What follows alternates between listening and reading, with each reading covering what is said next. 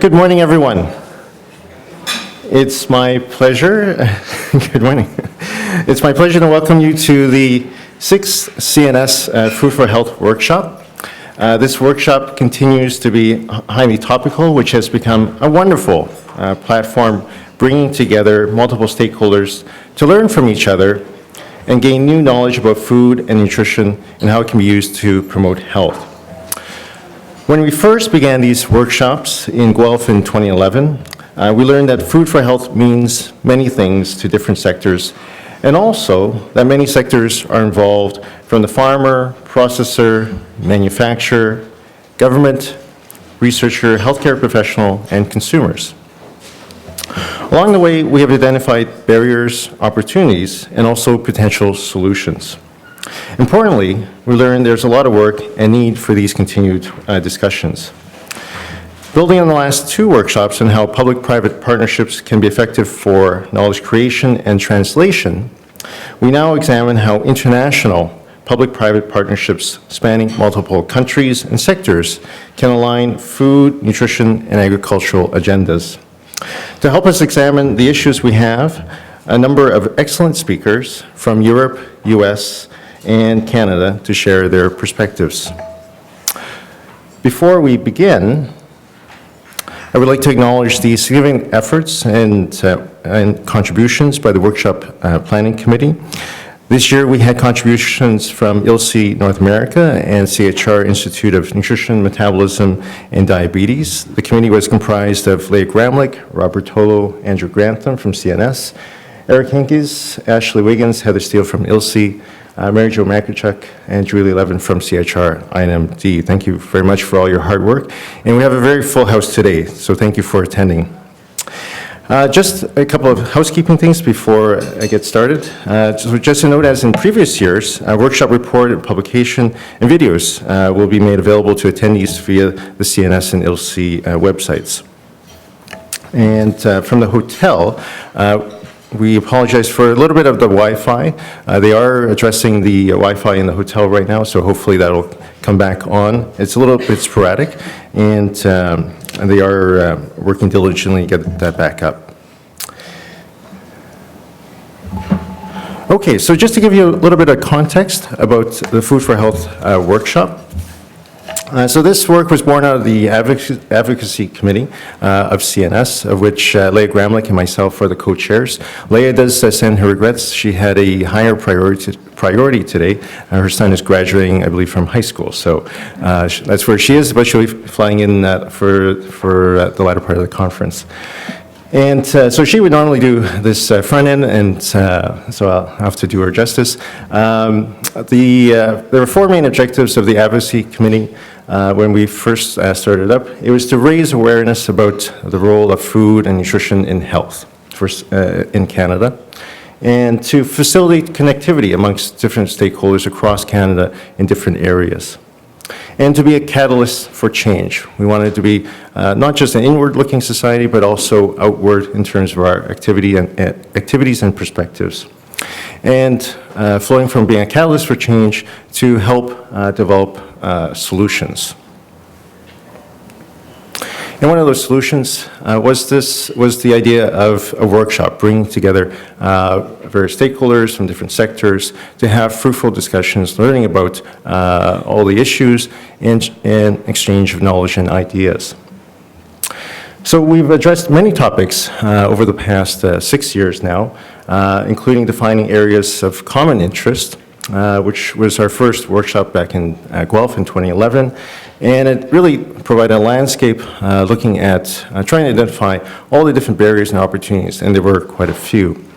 The first one that we tackled was conflict of interest in 2012.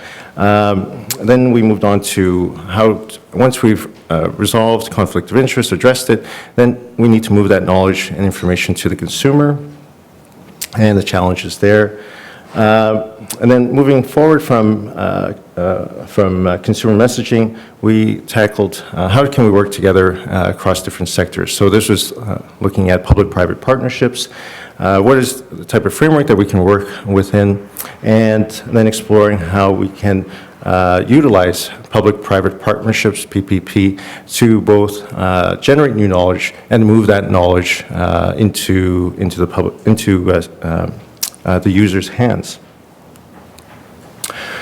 So we've had a number of workshops and we have a number of lessons learned. We definitely learned that there is there's a gap in terms of knowledge translation and transfer. We're really good as researchers and scientists with generating information, but we need to be able to move that onwards and utilize that information by the consumer. We recognize that there are a multitude of stakeholders in the food for health space, and with different priorities. Some are complementary, some are differing. We'll just leave it at that. And therefore, it has led to a piecemeal approach in terms of actions, priorities, and moving food for health agendas across a number of different agencies, sectors, and countries. We recognize that the research supporting the role of food and disease modification or amelioration needs to be scientifically valid and credible. And last year, we learned that as part of being valid and credible, it also has to be trustworthy. And so it's not just the scientist who is trustworthy, but we also learned that it could in fact be your hairdresser or your neighbor who is that trustworthy source of food and nutrition information. The healthcare community at large, we recognize that the healthcare community does and needs to play an active role in terms of promoting food for health, but largely have not been engaged, and so we need to continue engaging the healthcare community. And lastly, there is a need to focus on practical solutions that connect better with individuals. So we in this room have a duty and a job then to move this knowledge into the hands of the general public and consumers. The biggest lesson that I think I've learned over the multitude of workshops we've had and stemming from last year's workshop specifically is that there are now that we have fixed our census in Canada, there are 35 million nutrition experts in Canada and will argue with me on a topic about which I am a world expert. So moving from a framework of Canada and internationally, that would now total, I looked on the website this morning, somewhere over in excess of 7 billion nutrition experts globally. So we are just a small catchment of those experts, but I think we have the knowledge, the expertise to help the other 7 billion navigate food and health issues. So as part of our workshop activities, we sent out a little survey to our CNS members and abroad to help guide us in terms of this workshop today. And we asked a number of questions, and I'm just going to share with you some of the main comments and stats, but they are in your handout that you have in front of you to take away as well. So what did we learn? We asked similar questions in previous workshops about what level of understanding do you have about public-private partnerships. Only 32% said they had a good working knowledge of what does a public-private partnership mean. So there's certainly room to grow. We asked, are you involved? About roughly a third of participants responded that they're involved in some kind of public-private partnership. But overwhelmingly, 81% of respondents indicated that they are interested in being involved in public-private partnerships. However, while there is an appetite for public-private partnerships, 84% of respondents indicated that they don't feel that they have the tools or the knowledge in order to participate in these public-private partnerships. As it relates specifically to this workshop, we have a focus on agriculture. And so we asked the question, in your opinion, why are agricultural research partnerships needed at this time? And there were three key responses that I just want to highlight. The first one, there is an increasing disconnect between what the consumer knows about agriculture and its role in food production and ultimately health. They are needed so that the entire supply chain gains a better understanding of the impact of their decisions related to types of crops grown, how they are harvested and further processed, and the ultimate health impact for Canadians. So I think the first two comments really highlights the fact that there are a multitude of groups involved in the food for health continuum, all the way from producers to the consumers, and that we need to be talking more with each other. The last comment was also very poignant, in that although private companies can be a much-needed source of funds, their commercial interests should not bias research. I think this is an important comment to recognize, in that there are a number of players in the public-private partnership space, but we also need to recognize what each role, what the role of each of those different groups, but also the perception of others outside of those partnerships and how they view these partnerships as well. We asked the question, what are top 5 barriers and risks to international partnerships in food for health? A wide variety of responses, but just to highlight, there was 74% of the respondents indicated there's a lack of trust in industry perceived bias. 51% regarded some issues around conflict of interest.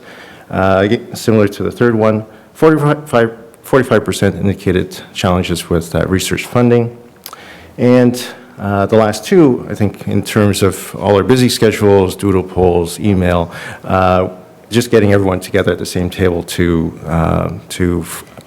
get these public-private partnerships moving forward. While there are challenges, we also asked the question, what are benefits? And the top 3 benefits and opportunities to international partnerships in food for health, the respondents said, well, 52% said that these partnerships can act as collaborative platforms for experts within Canada and globally to address food for health issues. It would be a tremendous benefit for development of consistent messaging, not just within our own borders, but internationally as well, and for sharing of knowledge. So the objectives for today are to identify successful international partnership activities, reflect on opportunities and challenges, gain perspectives of the importance of agriculture as the root of, pardon the pun, of where food comes from, and consider issues from the lens of multiple different perspectives, including academia, industry, government, and non-governmental agencies. And so with that, hopefully this sets the scope of today's workshop and the framework of past workshops. And we have 6 really amazing speakers. We're so glad to have them participate today and share their views. So I'd first like to bring up Dr. Phil Sherman. He's the Director of CHR Institute of Nutrition, Metabolism, and Diabetes, who is going to introduce our speakers this morning. Welcome.